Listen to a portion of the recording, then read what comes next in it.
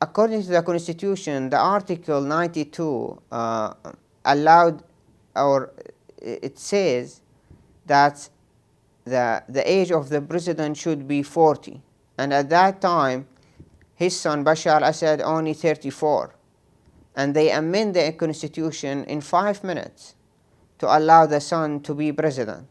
This gives you the sense about how this authoritarian institution works. Despite all of that, as I said, the people, they feel that at least the son can bring some change, some hope to the Syrian after 30 years of dictatorship and fear. And at that, as activists and intellectuals, we thought that we have responsibility. We have to do something, because there is no change coming from up to down. The change should be coming from the civil society, from down up. And that's open a little space for us to build a network of activists, of intellectuals who start writing petitions, writing op-eds in the newspapers, in the outside newspapers, not in the Syrian newspapers, calling Bashar al-Assad to take a strategic step toward reform, or have to take a radical reform to change the country.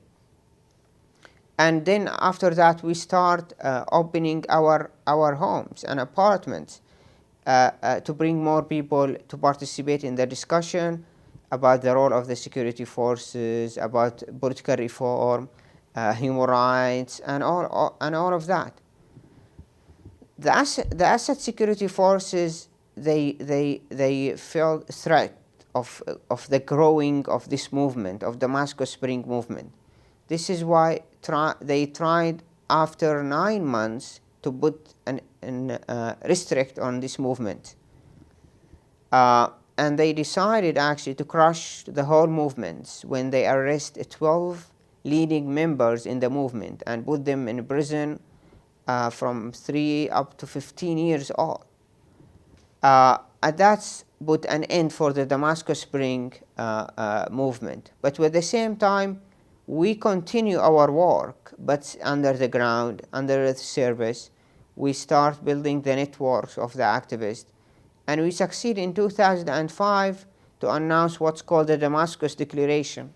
This is an umbrella, put all the opposition groups in one united group, called for democratic change in Syria.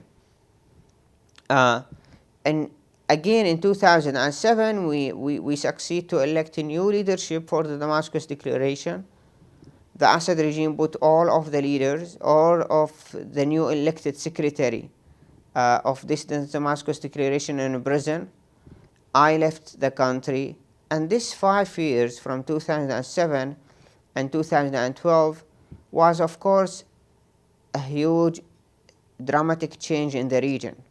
After the invasion of Iraq, what's happened in Iraq, the change of the regime of Saddam Hussein, and the side effect of that on his sister Ba'athi regime in Syria.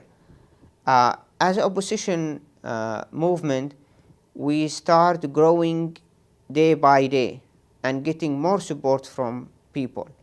This is why when the Zain al-Abidin in Tunisia, where all the Arab Spring erupted in Tunisia, then in Egypt, it was only a question of timing when it will erupt in Syria and start in Syria. It wasn't too late. It started in March 2011 and it still continues the struggle for democracy and freedom. And I'm sure that the Syrian people will prevail at the end, despite of the high cost of Syrian lives.